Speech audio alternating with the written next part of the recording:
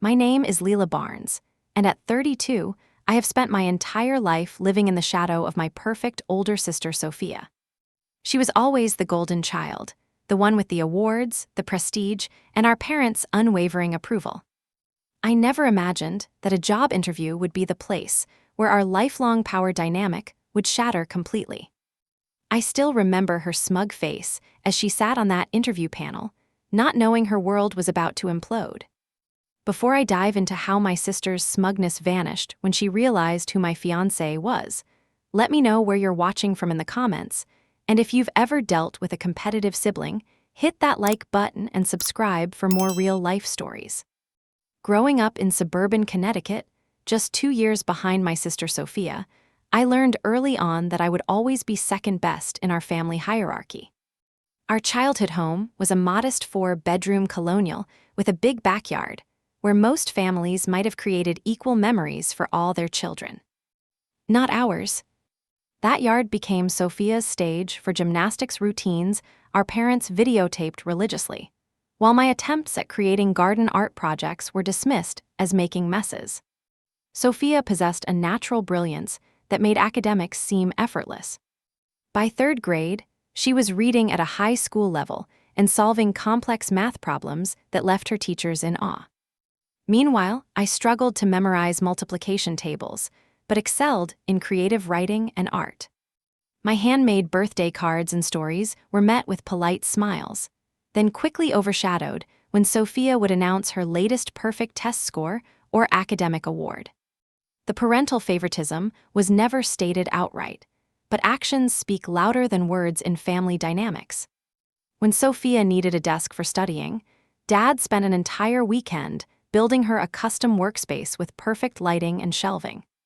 When I asked for art supplies that same month, I was told to wait until my birthday, still 6 months away. Our family dinners became showcases for Sophia's achievements. Mom would eagerly ask, "Tell everyone your exciting news, Sophia." And we would all listen to tales of debate team victories, science fair gold medals, or accelerated class placements. When my turn came, Mom would ask a generic, "How was your day, Lila?" before conversation inevitably circled back to Sophia. The Thanksgiving when I was 12 and Sophia was 14 crystallized our family dynamic permanently in my mind. 20 of our extended family members gathered around our dining table as Dad stood to make a toast. "We have so much to be thankful for this year," he said, raising his glass, especially Sophia being accepted into the state honors program, the youngest student ever selected. Everyone applauded while I sat quietly, clutching the envelope in my pocket containing news that my short story had won a regional young writers competition. I never showed them the letter. High school only intensified the comparison. Sophia was class president, valedictorian, and received a full scholarship to Princeton. Teachers who had her years before would look at me with that familiar disappointed expression when I turned in work that was creative but not exceptional by their Sophia-shaped standards. "We expected more from Sophia's sister," they would say, not even trying to hide their disappointment. When college application time arrived, I deliberately chose paths Sophia hadn't touched. She had dominated business and economics, so I applied to art schools across the country. I was accepted into Rhode Island School of Design with a partial scholarship for visual communications, a moment I thought would finally earn me equal parental enthusiasm. Instead, Mom sighed and said, "Are you sure that's practical, honey?" "Art is such a difficult field to make a living in," Dad added. "Princeton has an excellent arts program too, you know. You could still apply there, follow in your sister's footsteps." They didn't understand I was desperate to make footprints of my own. While Sophia's graduation from Princeton was celebrated with a lavish party and expensive gifts, my RISD graduation received a modest dinner and practical household items for my first apartment. The disparity couldn't have been clearer. Holiday gatherings became increasingly difficult as we entered adulthood. Sophia would arrive with tales of her rapid promotions, impressive salary, and exotic business trips. Grandparents, aunts, and uncles would cluster around her, soaking up stories of her important meetings and career triumphs. I would sit at the kids' table, long after I should have graduated to the adult section, picking at my food and wondering if I would ever measure up. 2 decades of living in Sophia's shadow shaped my self-image in ways I didn't fully comprehend until much later. I developed a reflexive habit of downplaying my accomplishments before others could. I would preface sharing any good news with disclaimers. It's not really a big deal, but, or, I got lucky with this one. I built protective armor of low expectations that no one, including myself, could penetrate. The constant comparisons had convinced me that my talents would never be valuable enough or worthy of the recognition Sophia received so effortlessly. After college, while Sophia landed a prestigious marketing position at a Fortune 500 company in Manhattan, I cobbled together freelance graphic design jobs in Providence. I was good at what I did, with professors who had encouraged me to pursue agency work, but something inside me hesitated whenever opportunities for advancement appeared. The voice in my head that sounded suspiciously like my mother would whisper, "That's not for you. Don't embarrass yourself by reaching too high." My first real marketing job came 6 months after graduation at a small local agency. My portfolio impressed the creative director enough that she took a chance on me despite my obvious nervousness during the interview. The position paid barely enough to cover rent and student loans, but it gave me professional experience and a foot in the industry door. I excelled at visual storytelling and developed campaigns for local businesses that generated real results.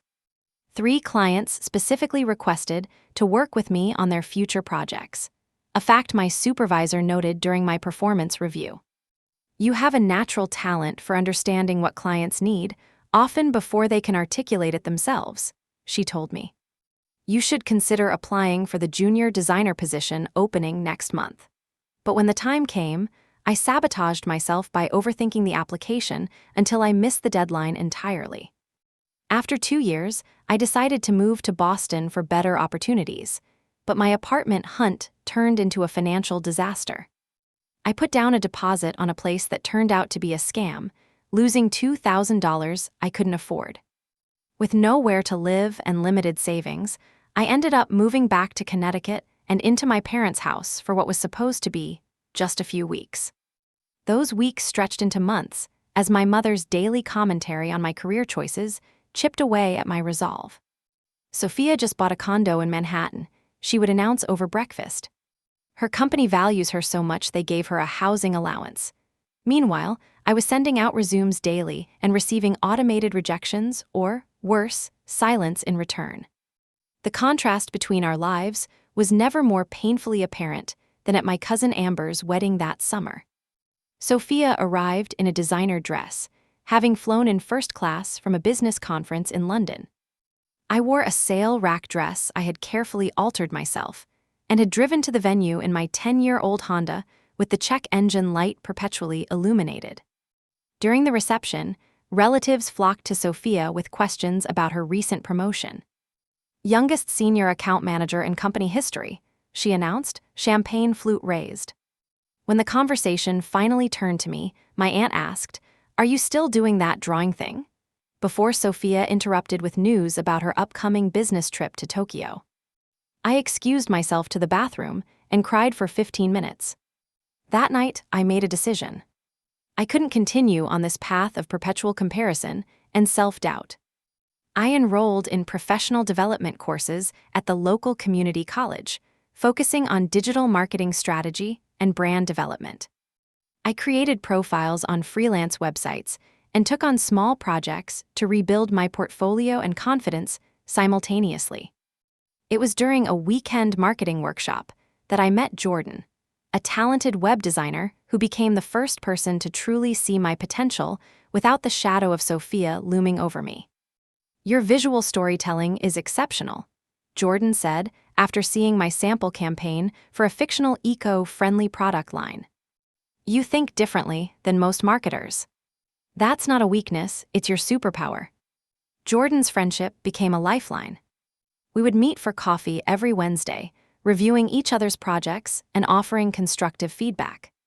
It was Jordan who first suggested I develop my unique approach to visual marketing strategies into a formal methodology I could present to potential employers.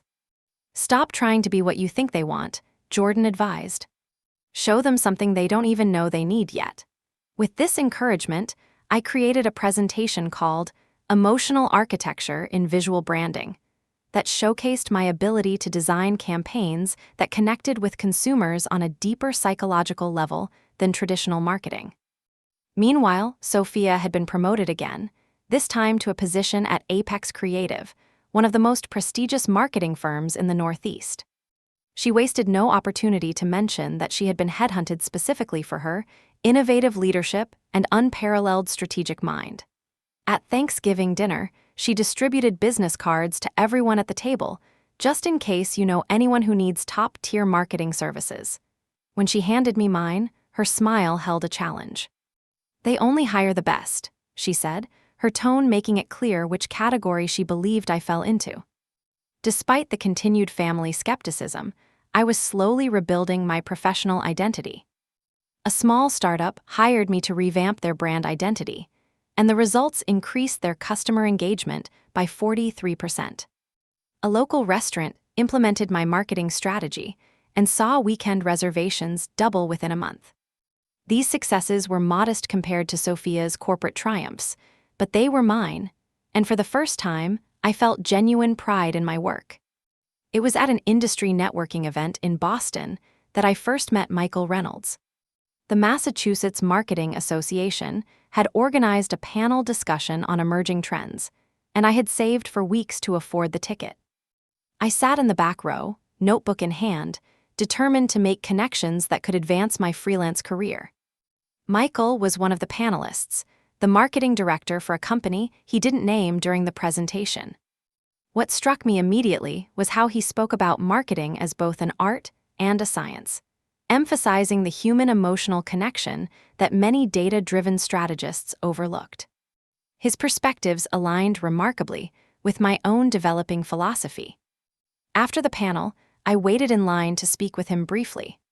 When my turn came, I summoned my courage and asked if he might be willing to give feedback on my emotional architecture presentation concept.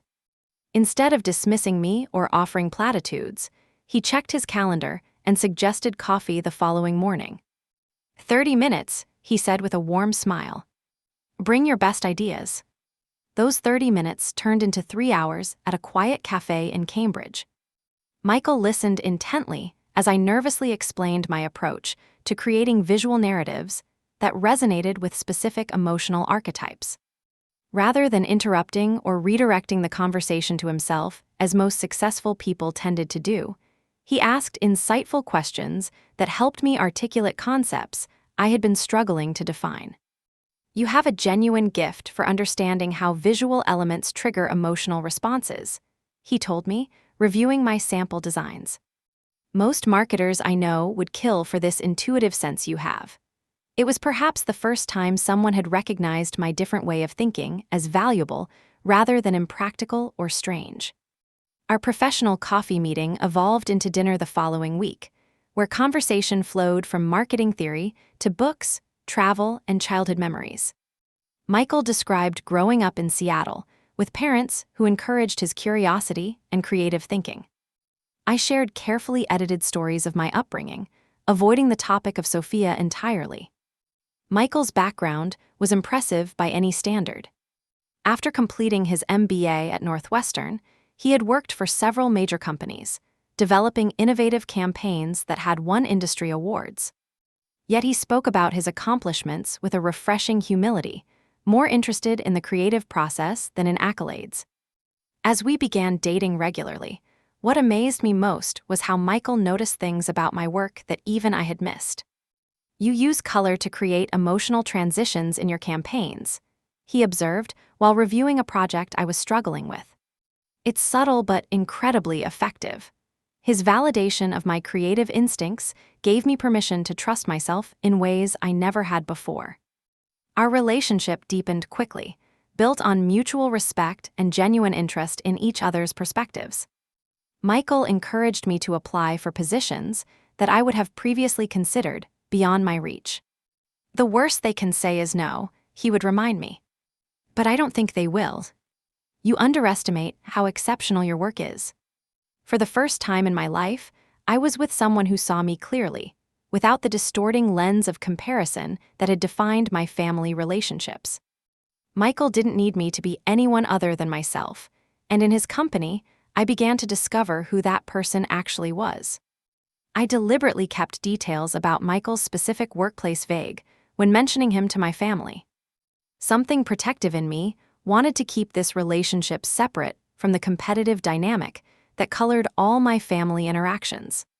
When Mom asked what Michael did for a living, I said simply, "He works in marketing," without elaborating on his executive position or impressive client roster.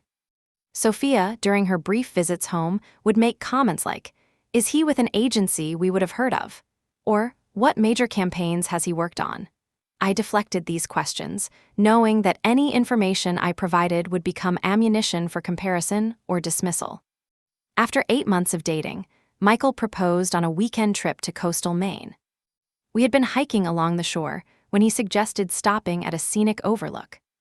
As the sun began to set, he took both my hands in his. "Lila, I've worked with creative people my entire career," he said, his voice steady despite the emotion in his eyes. "But I've never met anyone who sees the world quite the way you do. Your perspective has changed how I think about everything, from marketing campaigns to what makes a life worthwhile. I want to keep seeing the world through our combined vision." He knelt on one knee and opened a small box containing a vintage sapphire ring. "Will you marry me?" Through happy tears, I said yes. For perhaps the first time, I felt truly seen and valued for exactly who I was. That night, as we celebrated with champagne at our bed and breakfast, Michael mentioned that his company was expanding and opening several new positions. "You should apply," he said casually. "The associate creative director role seems perfect for your talents." When I expressed concern about nepotism, he assured me he would recuse himself from the hiring process entirely. "I believe in your abilities," he said. "This would be based solely on your qualifications." Still, I hesitated, wanting to succeed on my own merits rather than through connections. Little did I know that this opportunity would become the backdrop for the most dramatic family confrontation of my life. The following week, I researched Apex Creative thoroughly. It was indeed a prestigious firm with an impressive client roster and innovative campaigns that had won numerous industry awards. The associate creative director position required experience I actually possessed, along with the unique perspective on emotional marketing that Michael had encouraged me to develop. The more I read about the company's philosophy and approach, the more I could envision myself thriving there. Michael had been true to his word about recusing himself from the hiring process. "I've informed HR and the executive team about our relationship," he told me. "If you apply, your application will be reviewed by the department heads and a separate hiring committee. I won't see your materials or be involved in any interviews until a decision has been made by the team." With this ethical boundary established, I submitted my application, complete with my portfolio and a detailed presentation of my emotional architecture marketing approach. 2 weeks later, I received an email requesting an interview. The night before my interview, Michael and I sat at our dining table reviewing potential questions. He couldn't give me inside information about the specific interview process, but he offered general advice about presenting my ideas clearly and connecting them to concrete business outcomes. "Remember, they're not just looking for creative thinking," he said as I practiced answering a question about my design philosophy. "They want to know how your approach translates to results for clients. Use specific examples and metrics whenever possible." I had prepared a comprehensive portfolio presentation, including case studies of my most successful projects and the measurable results they had generated. Michael listened attentively as I practiced my delivery, offering constructive feedback on my pacing and emphasis. "You're more than ready," he assured me as we finally went to bed around midnight. "Just be yourself tomorrow." That's who they need for this position, even if they don't know it yet. The morning of the interview, I woke early and went through the confidence ritual I had developed for important professional moments. I stood before the mirror, shoulders back, and recited affirmations that would have made my therapy-sensitive friends cringe, but somehow worked for me. I am qualified. I am capable. My perspective is valuable. I deserve this opportunity. I selected my outfit carefully.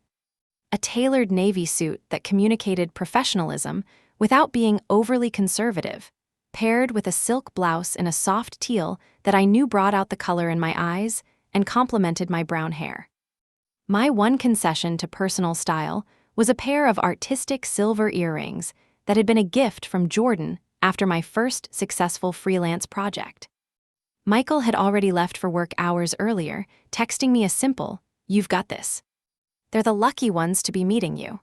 His confidence in me had become a foundation I could build upon, even when my own wavered. The Apex Creative headquarters occupied 3 floors of a sleek glass building in downtown Boston. The reception area featured award-winning campaigns displayed as artwork, with comfortable seating areas and a subtle scent of vanilla and cedar that instantly put visitors at ease. Clearly, every sensory detail had been considered in creating the perfect first impression. The receptionist greeted me warmly when I gave my name. "Ms. Barnes, welcome to Apex. The interview panel is just finishing up with another candidate. Can I offer you water or coffee while you wait?" I accepted a water and sat in the designated waiting area, reviewing my portfolio one last time and trying to control the nervous energy that threatened to overwhelm my carefully cultivated calm. Around me, employees moved purposefully through the space, conversations buzzing about campaigns and client meetings. I could picture myself here, contributing to these creative discussions and bringing my unique perspective to the table. As the minutes ticked by, I employed the breathing techniques Jordan had taught me during one of my pre-presentation panic attacks. 4 counts in, hold for 7, out for 8. I had repeated this cycle 7 times when the receptionist approached. "They're ready for you now, Ms. Barnes. Just down this hall, 3rd door on the right." The conference room labeled Inspiration. I gathered my portfolio case and water bottle, gave myself one final internal pep talk, and walked confidently toward the interview room. Outside the door, I paused for a deep breath and one last affirmation. I belong here. I had no idea how cruelly that belief was about to be tested. The moment I stepped into the Inspiration conference room, the confident persona I had so carefully constructed crumbled instantly. Sitting at the table among the interview panel, wearing a self-satisfied smile that I recognized from countless childhood competitions, was my sister Sophia. My step faltered, and the portfolio case nearly slipped from my suddenly damp hands. Sophia's smile widened fractionally as she registered my shock, a predatory gleam in her eyes that took me straight back to family dinners, where she would wait for the perfect moment to casually mention her latest triumph. "Lila," she said, her voice carrying that familiar note of condescension thinly veiled as warmth. "What a surprise. I had no idea you were interviewing today." The other panel members looked between us with curiosity. A woman in her 50s with a stylish gray bob extended her hand to me. "I'm Patricia Wilson, HR Director. Do you two know each other?" Before I could respond, Sophia laughed lightly. "We're sisters, actually. Lila is my younger sister." "This is quite unexpected." Patricia looked momentarily concerned. "I see. Would you be more comfortable if we rescheduled with a different panel, Ms. Barnes?" It was the lifeline I desperately needed, but Sophia interjected before I could grasp it. "Oh, that's not necessary," she said smoothly. "I can certainly be objective about my sister's qualifications. We're both professionals, after all." The subtle emphasis on both carried its weight of doubt. Trapped by social convention and unwilling to appear difficult before the interview had even begun, I forced a smile. "Of course. I'm comfortable proceeding if everyone else is." The words felt like ash in my mouth. The other panel members introduced themselves. Thomas Grant, Creative Services Director, and Alicia Ramirez, Senior Account Manager. They both seemed genuinely interested in my portfolio as I distributed copies, and set up my presentation. Patricia began with standard interview questions about my background and experience. I responded with the confident answers I had practiced, gradually finding my footing despite Sophia's unwavering stare from across the table. When I described my experience developing campaigns for small businesses that increased customer engagement, Thomas nodded appreciatively. These results are impressive, especially with limited budgets. How did you determine which emotional triggers would resonate with these specific customer bases? It was a perfect opening to discuss my emotional architecture approach. I was 2 minutes into my explanation when Sophia cleared her throat and interrupted. "While those small projects are charming," she said with a dismissive wave, "I wonder if my sister has the experience to handle the scale of accounts we manage at Apex. Our clients expect sophisticated campaigns backed by substantial data analytics, not just intuitive guesswork." The description of my methodology as intuitive guesswork stung precisely because it echoed our parents' dismissal of my creative approaches throughout childhood. "Actually," I countered, turning to Thomas and Alicia, "each campaign was developed using a systematic approach to emotional response mapping that I can demonstrate with these consumer response metrics." I flipped to the relevant page in my portfolio. Alicia seemed impressed, but Sophia wasn't finished. "I should probably mention, for full transparency," she said with feigned reluctance, "that consistency has sometimes been an issue for Lila. Family knowledge, you understand." My cheeks burned as she continued.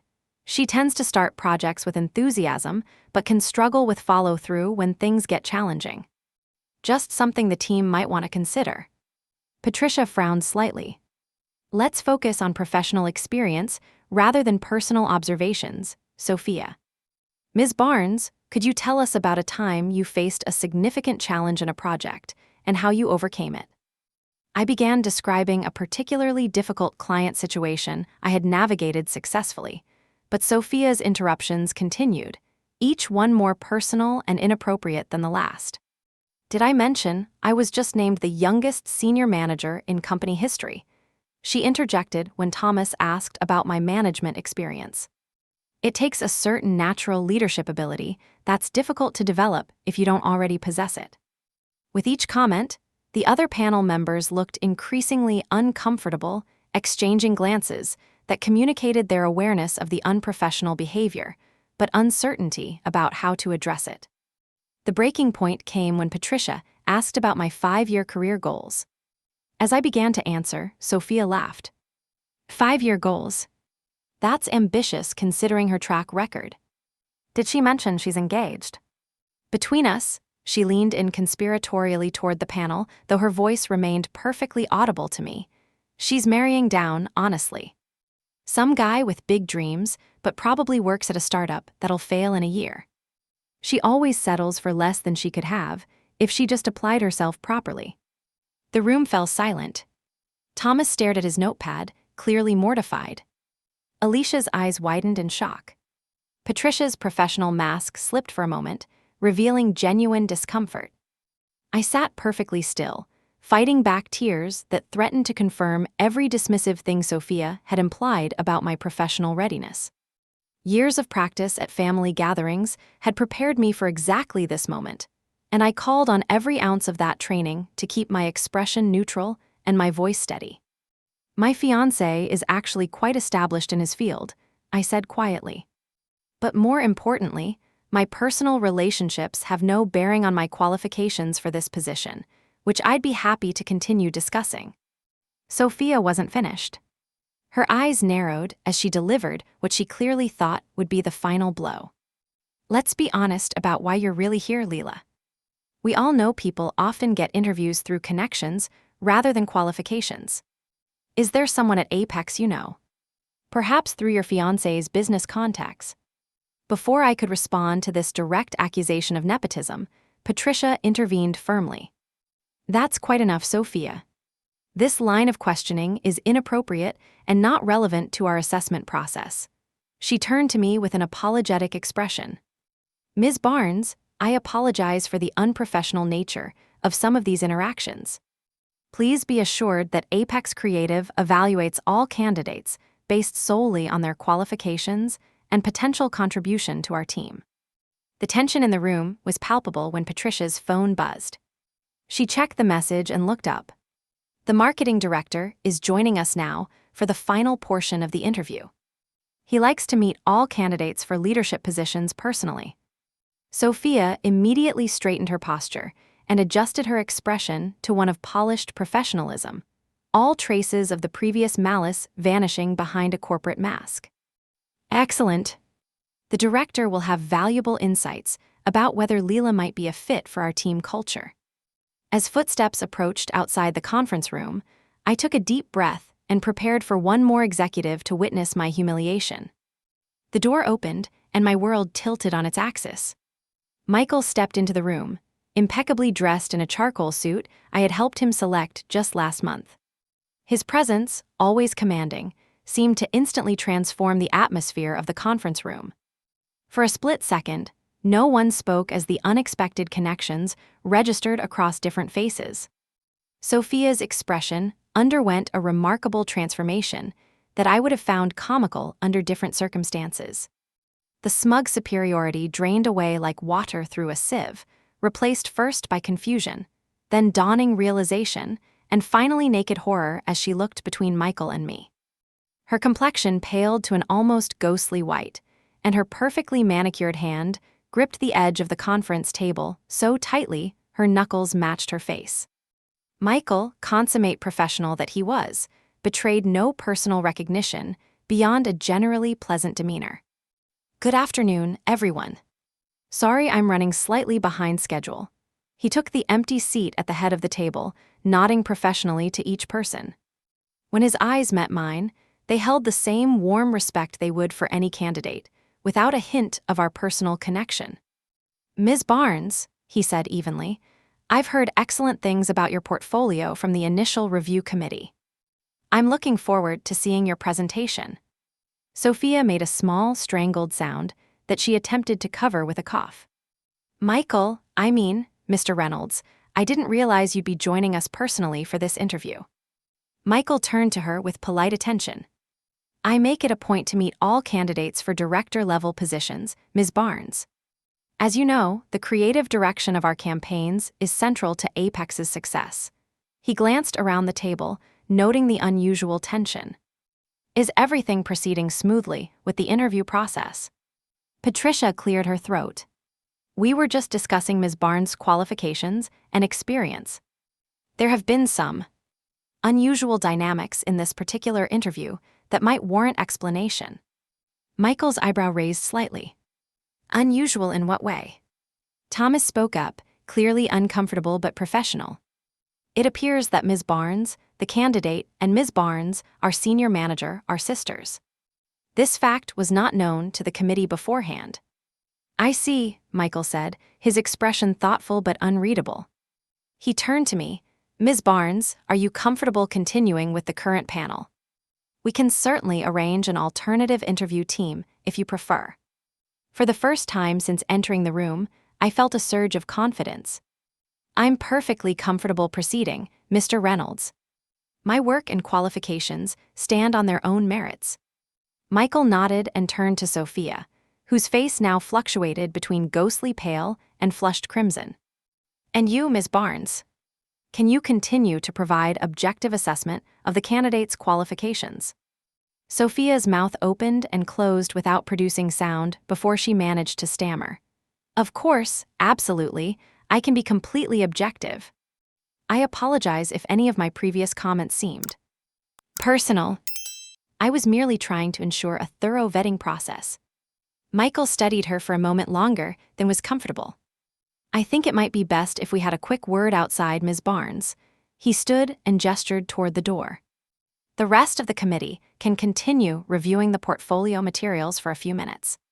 As Sophia rose on unsteady legs to follow Michael out, she wouldn't meet my eyes. The confident posture she had maintained throughout her systematic dismantling of my qualifications had collapsed entirely, leaving her looking unexpectedly vulnerable and much younger than her 34 years. Once they left the room, Patricia turned to me with genuine concern.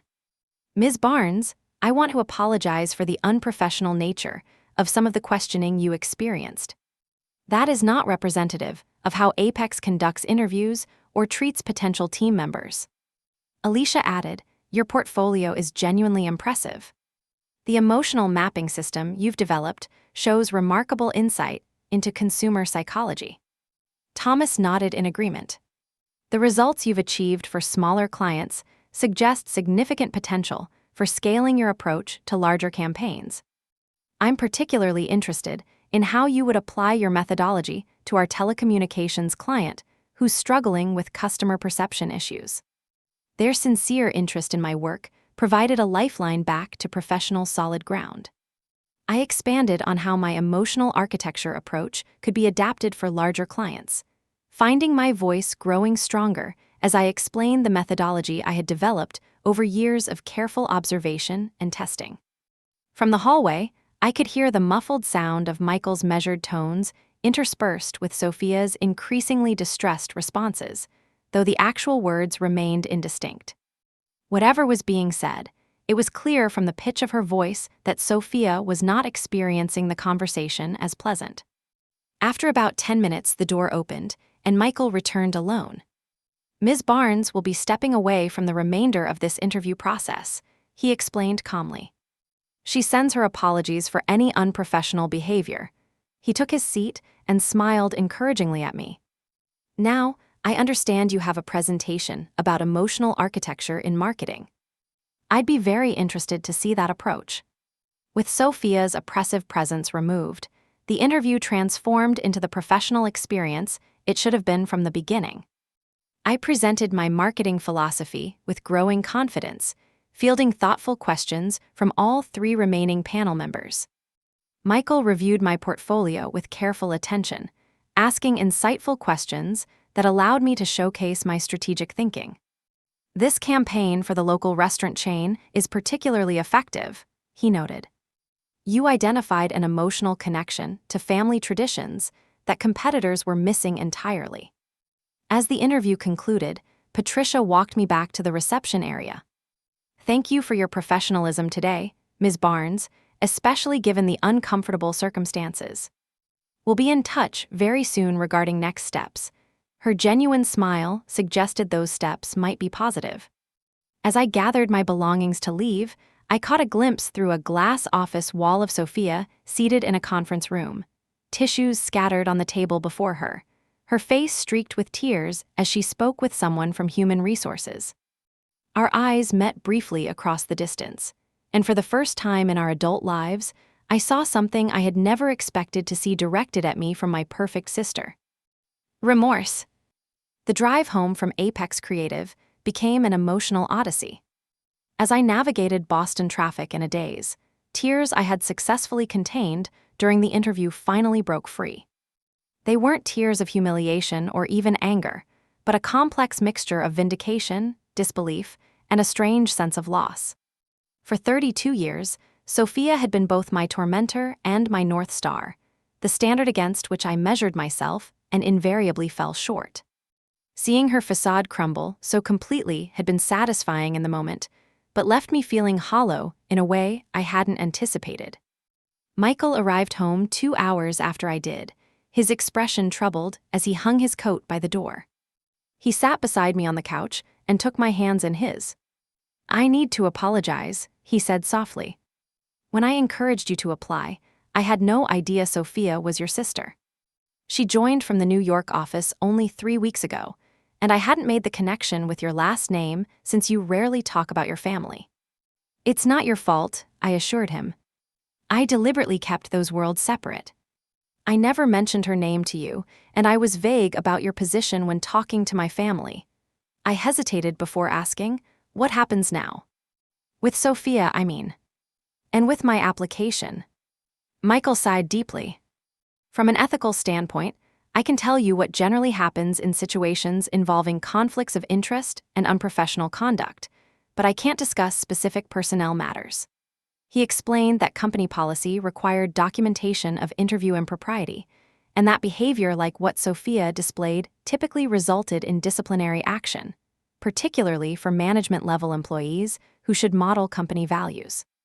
As for your application, he continued, it will be evaluated fairly by the remaining panel members. I've recused myself entirely from the decision to avoid any appearance of favoritism. Patricia will oversee the process personally to ensure it remains unbiased. As we talked through the bizarre events of the day, my phone began vibrating with incoming texts from Sophia. The first few were defensive. How was I supposed to know he was your Michael? And you could have warned me you were applying. Those quickly evolved into attempts to justify her behavior. I was just trying to be thorough in the interview. You know how competitive these positions are. By evening, the tone shifted dramatically. I'm so sorry, Lila. I was completely unprofessional and wrong. Please call me when you're ready to talk. I silenced my phone, needing time to process my feelings before engaging with her. The sister who had never apologized to me for anything in 3 decades was suddenly desperate for forgiveness, and I wasn't sure I was ready to offer it so quickly. The following weekend, our parents insisted on a family dinner to clear the air. They had received calls from both Sophia and me with dramatically different accounts of what had transpired. Mom's voice on the phone had held that familiar note of disbelief when I described Sophia's behavior, making me regret sharing the details at all. The dinner began with uncomfortable small talk, everyone avoiding the elephant in the room until Dad finally cleared his throat and addressed the situation directly. Now, girls, I understand there was some unpleasantness at an interview. Sophia says there was a misunderstanding about professional boundaries. Sophia, looking uncharacteristically subdued in a simple black sweater rather than her usual power dress, interrupted quietly. It wasn't a misunderstanding, Dad. I behaved terribly. She turned to me, her eyes red-rimmed and sincere. I systematically tried to undermine Lila in front of the hiring committee. I said things that were unprofessional, untrue, and cruel. To my astonishment, she added, and it wasn't the first time I've done that, just the first time I've been caught and faced consequences for it. Our parents stared at Sophia as if she'd suddenly started speaking a foreign language. This script deviation from their golden child seemed to confuse them more than the actual content of her confession.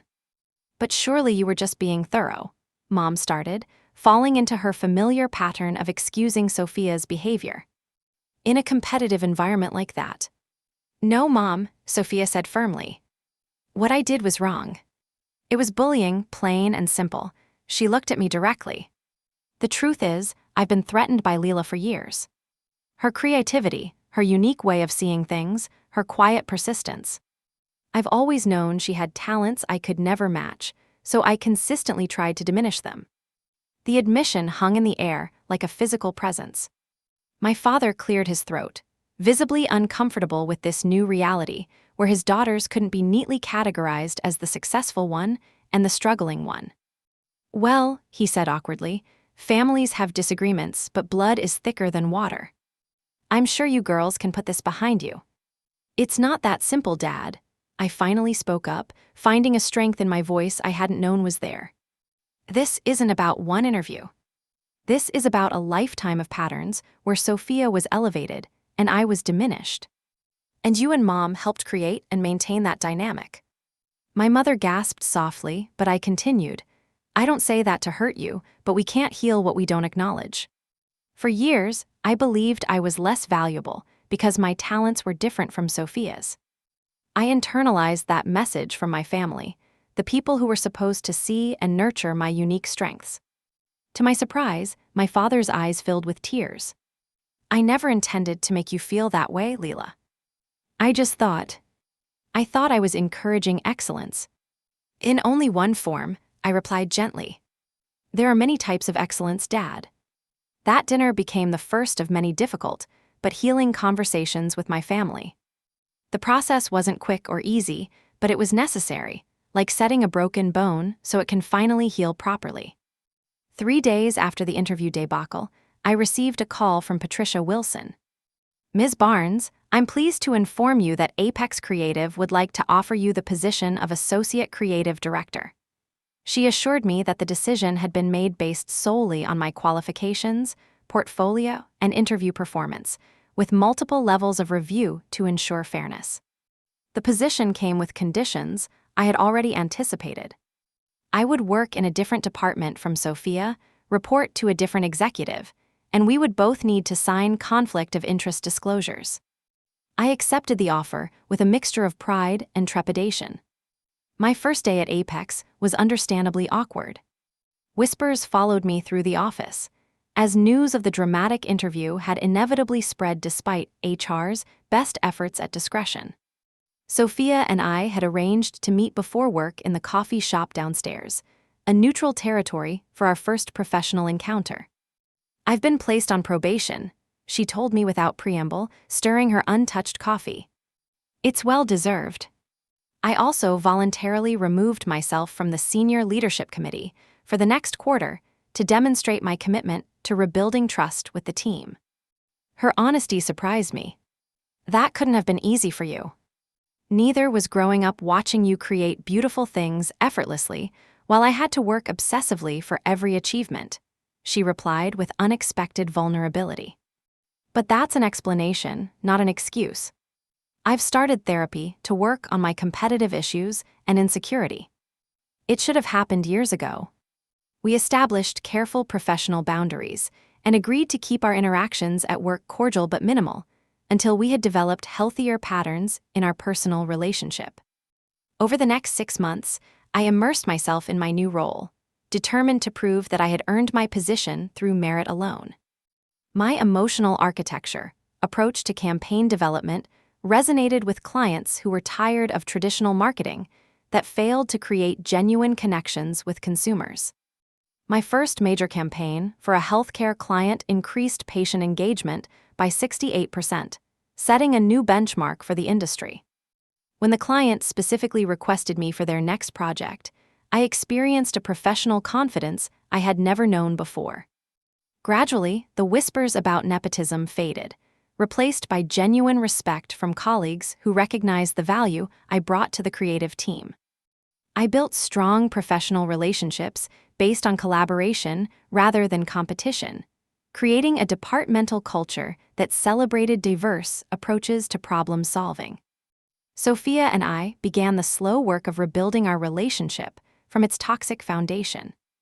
We started with monthly dinners where we established new patterns of interaction, each working to break lifelong habits that had damaged us both. I learned that beneath her confident exterior, Sophia harbored deep insecurities about her creative abilities, while she came to recognize and value my strategic thinking and emotional intelligence. 6 months after I joined Apex, the company held its annual awards ceremony, where my healthcare campaign won recognition for most innovative approach. As I accepted the award, I spotted Sophia in the audience, genuinely applauding my success without a trace of the resentment that would have been inevitable a year earlier. That night marked a turning point in our healing process. At the reception afterward, Sophia approached me with 2 champagne glasses. "To my brilliant sister," she said, handing me one, "who taught me that true success isn't about outdoing others, but becoming your best self." Michael and I were married the following spring in a small ceremony by the ocean. To everyone's surprise, including my own, I asked Sophia to be my maid of honor. Her speech at the reception brought tears to every eye in the room. "For most of our lives, I tried to outshine my sister," she said, her voice steady but emotional. What I failed to understand was that Lila was never trying to compete with my light. She was creating her own, entirely unique brilliance that could never be compared to anyone else's. It took me far too long to recognize that there's room in this world for both of us to shine in different ways. As I reflect on the journey that brought me here, I realize that true confidence isn't found in comparison or competition. It comes from recognizing your unique value and refusing to let others define your worth. Sometimes the most important battles we fight aren't against others, but against the limiting beliefs we've internalized about ourselves. Have you ever had a moment when someone who always made you feel small suddenly saw you clearly for the first time? Share your experiences in the comments below. If this story resonated with you or reminded you of your own family dynamics, Please hit the like button and subscribe for more stories about overcoming family challenges and finding your authentic path. And if you know someone struggling with difficult family relationships, share this video with them. Sometimes knowing we're not alone in these struggles is the first step toward healing. Thank you for listening to my story, and remember that your unique light deserves to shine brightly.